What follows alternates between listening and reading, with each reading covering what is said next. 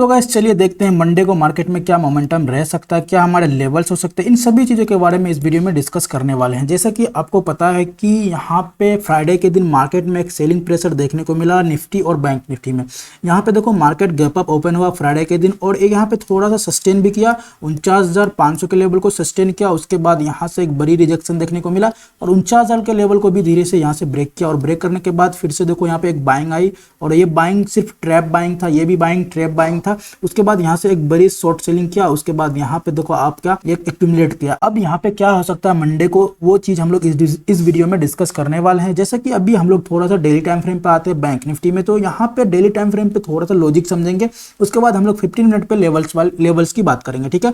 अभी ऑलरेडी जैसा कि मैं बहुत टाइम से आपको बता रहा हूँ कि ये वाला ट्रेंड लाइन बहुत टाइम से इसको फॉलो कर रहा है, मैं ऑलरेडी आप लोगों को बता चुका हूँ। तो जैसा कि अभी ये ट्रेंड लाइन का क्या इंपॉर्टेंट रोल प्ले होने वाला ना, हम लोग वो समझते हैं। देखो ओवरऑल मार्केट बहुत टाइम से, आप देखो क्या बहुत टाइम से इस जगह को यहाँ पे होल्ड कर रहा है और इसी ट्रेंड लाइन को एक पैटर्न बना के इस फॉलो कर रहा है, ठीक है।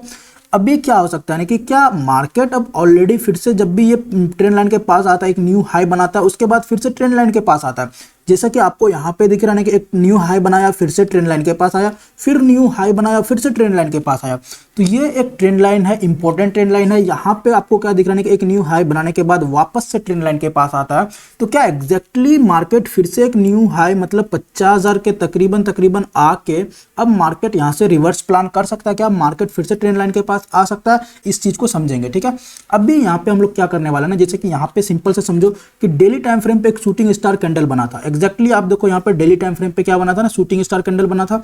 उसके बाद मार्केट में एक चीज आप यहाँ पे समझो, क्या ये शूटिंग स्टार एक्टिव हुआ? अब आप बोलोगे क्या ये एक्टिव हुआ? एग्जैक्टली देखो ये थर्सडे के दिन जो ये वाला कैंडल है ना, रेड कैंडल, छोटा सा शूटिंग स्टार आपको दिख रहा है ना, वो एक्टिव किया। लेकिन थर्सडे के दिन कोई खास मोमेंटम रहा नहीं, ठीक है। मार्केट एकदम से टोटली साइडवेज रहा, जिस वजह से शूटिंग स्टार अच्छा सा वर्क नहीं किया। लेकिन फ्राइडे के दिन यही शूटिंग स्टार यहाँ पे ट्रैप सिनेरियो बनाया। फ्राइडे के दिन ट्रैप क्या बनाया ना, सबसे पहले तो बाइंग बनाया, उसके बाद जाके सेलिंग बनाया। तो जो 49,500 का लेवल था ना, उस लेवल को ब्रेक कर दिया है बैंक निफ्टी ओवरऑल। फिर उसके बाद 49,000 का लेवल, जो एक्सपेक्टेशन नहीं था कि मार्केट 49,000 का लेवल को अब भी ब्रेक करेगा फिलहाल, क्योंकि मार्केट एक ऑल टाइम हाई की तरफ जा रहा है। तो कहीं ना कहीं 50,000 के प्लस जाके 51,000 52,000 तक मार्केट दिख सकता था। लेकिन ऑलरेडी देखो क्या वापस से ये रिवर्स कर गया। अभी हम लोग क्या प्लान कर सकते हैं ना कि अभी जैसा कि यहाँ पे आपको दिख रहा है 48,900, ठीक है, 48,900 के लेवल को यहाँ पे अभी ट्रेड कर रहा है। अभी हम लोग ये प्लान कर सकते हैं कि मार्केट अगर 49,000 के ऊपर नहीं निकलता है, ठीक है, मंडे के दिन मार्केट 49,000 के लेवल के ऊपर नहीं निकलता है, तो यहाँ से एक सेलिंग इस तरह का देखने को मिल सकता है, ठीक है। तो अभी हम लोगों का क्या प्लान होना चाहिए ना कि जैसा कि मार्केट अगर मंडे के दिन, जैसे यहाँ पे देखो फ्राइडे के दिन मार्केट एक बाइंग दिया, बाइंग देने के बाद फिर से यहाँ पे रिजेक्शन आया। तो ज़्यादातर चांसेस ये है कि अगर मंडे के दिन अगर मार्केट 49,000 के पास लेवल आता है और वहाँ से 49,000 को सस्टेन नहीं करता, तो फिर यहाँ से वापस ये रेड कैंडल बन जाएगा। जैसे कि यहाँ पे आपको दिखेगा ग्रीन कैंडल बन रहा है, उसके बाद वहाँ से रिजेक्शन मिलेगा तो वापस रेड कैंडल में बदल जाएगा। इसको मैं आप लोगों को 15 मिनट पर समझाऊंगा किस तरह का सिनेरियो बन सकता है। अभी ओवरऑल एक चीज़ ये होना चाहिए क्या कि मार्केट अब रेडी है कहीं ना कहीं इस ट्रेंड लाइन के पास आने के लिए। ये एक सिनेरियो दिख रहा है अगर 49,000 के नीचे सस्टेन करता है तो, ठीक है। लेकिन आपको एक चीज़ ध्यान रखना पड़ेगा, अब क्या ध्यान रखना पड़ेगा कि ये ट्रेंड लाइन अब आपका स्ट्रांगली ट्रेंड लाइन वर्क नहीं करेगा। ये जो ट्रेंड लाइन है ना आपका, ये मल्टीपल टाइम इसको टच कर चुका है। अब यहाँ से ये ट्रेंड लाइन स्ट्रांगली सपोर्ट वाली काम नहीं करेगी।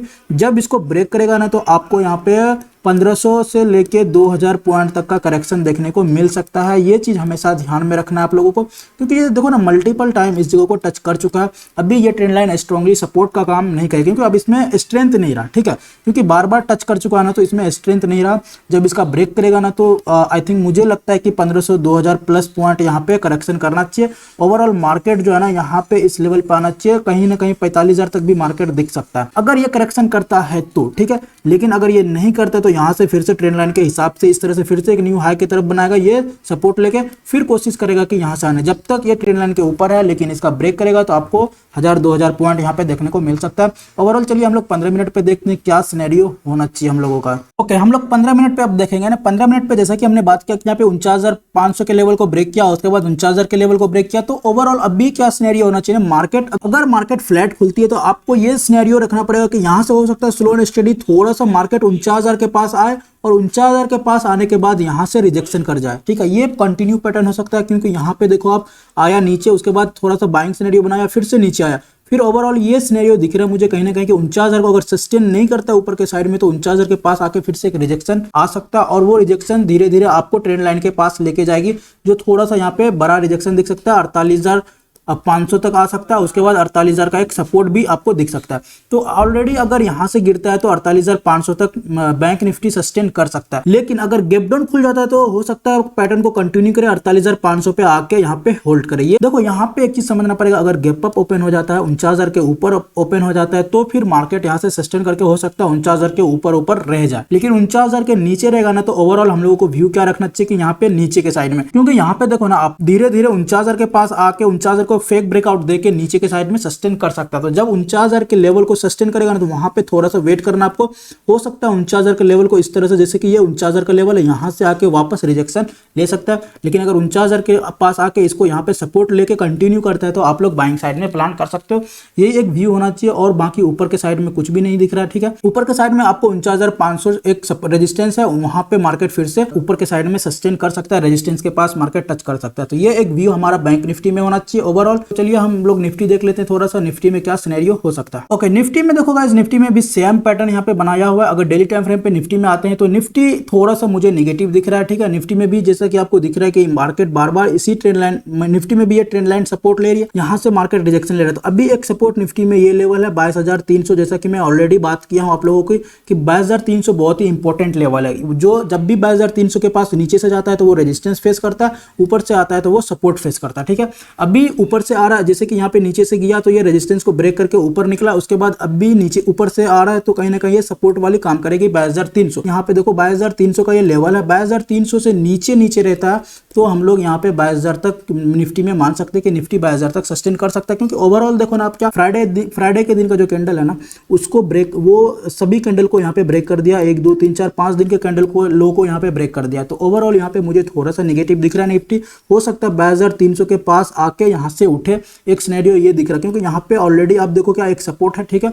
इसी सपोर्ट पे आके अगर साइडवेज रह जाता है तो एक ये साइडवेज जोन हो जाएगा, इसी जोन के अंदर हो सकता है होल्ड करे, अगर इसके ऊपर निकलता है तो ही हम लोग यहाँ पे प्लान करेंगे। अभी आप लोगों का क्या इंटेंशन होना चाहिए, क्या व्यू होना चाहिए निफ्टी में कि अगर निफ्टी ये जोन है, ये जोन पे ध्यान रखो, ठीक है। अगर इसके नीचे निकलता है तो पुट साइड में प्लान करना, अगर इसके ऊपर हाई को ब्रेक करता है तो ही कॉल साइड में एग्रेसिव प्लान करना, वरना निफ्टी हो सकता है ओवरऑल इस जोन के अंदर में सस्टेन कर जाए, फंसे, थोड़ा सा होल्ड करे, उसके बाद कोई न्यू हाई या तो यहाँ पे लो के साइड में फिर से नीचे के साइड में सस्टेन करे। तो ये एक व्यू हमारा होना चाहिए। 15 मिनट पे अगर देखें तो हम लोग, ओके 15 मिनट पे अगर देखें तो गाइस 15 मिनट पे यहाँ पे आपको क्या दिख रहा है, ये सपोर्ट दिख रहा है, ठीक है। ऑलरेडी यहाँ पे 300 पे सपोर्ट दिख रहा है, ये देखो 22,300 का सपोर्ट है। तो ओवरऑल एक व्यू जैसे कि यहाँ पे पैटर्न कंटिन्यू कर रहा है, यही चीज आपको ध्यान में रखना पड़ेगा। रेजिस्टेंस एक ये रेजिस्टेंस दिख रहा है जो 22,500 का रेजिस्टेंस है, ठीक है। अभी 22,500 600 एक रेजिस्टेंस फेस है, हो सकता है मार्केट स्लो एंड स्टेडी यहाँ पे आके फिर से ये रिजेक्शन इस तरह का सिनेरियो बना सकता है, जैसे कि बैंक निफ्टी में आपने देखा कि यहाँ पे 49,000 के पास आके रिजेक्शन खा सकता है, उसी तरह निफ्टी भी 22,500 600 के पास आके एक रेजिस्टेंस फेस करके यहाँ पे फिर से नीचे के साइड में सस्टेन कर सकता है। इन चीज़ों को ध्यान में रखना पड़ेगा। लेकिन अगर गैप डाउन खुलता है तो ओवरऑल यहाँ पे 22,300 के पास आके सस्टेन करेगा, ठीक है। गैप डाउन यहाँ पे खुलेगा तो 22,300 के पास सस्टेन करेगा, 22,300 को ब्रेक करेगा ना तो आप लोग यहाँ पे पुट साइड में प्लान कर सकते हो। अगर 22,300 के ऊपर रहता है तो अभी पुट साइड में प्लान बिल्कुल भी मत करना, हो सकता है यहाँ से सस्टेन करे या तो साइडवेज रह जाए। ये एक व्यू दिख रहा है निफ्टी में। हाँ, अगर गैप अप ओपन हो जाता है 22,500 600 के पास ओपन होता है तो वहाँ पे आपको देखना पड़ेगा, थोड़ा सा प्राइस एक्शन देखना पड़ेगा, क्योंकि हो सकता है 22,500 के पास आके एक हैमर टाइप का कैंडल, शूटिंग स्टार टाइप का कैंडल बने और वहाँ से फिर से slow and steady follow through नीचे के साइड में 22,300 मतलब 100-200 पॉइंट का आपको एक छोटा सा टारगेट देखने को मिले। अगर 500 के ऊपर या 600 के ऊपर सस्टेन करता है तभी हम लोग कॉल साइड में प्लान कर सकते हैं। लेकिन अगर इस जगह पे फ्लैट खुलती है, सस्टेन करता है तो आपको वेट करना चाहिए थोड़ा सा, मार्केट को एक डायरेक्शन डिसाइड करना चाहिए कि मार्केट किस डायरेक्शन में जाने वाला है। ये डायरेक्शन बनने के बाद आप प्लान कर सकते हैं। निफ्टी में और ज्यादा कुछ भी नहीं गाइस। अगर आप लोगों को कुछ डाउट है तो डाउट तो आप पूछ सकते हैं कमेंट में। सो अगर वीडियो अच्छा लगा तो वीडियो को एक लाइक जरूर कीजिएगा। मिलते हैं फिर से नेक्स्ट वीडियो में, तब तक के लिए जय हिंद जय भारत।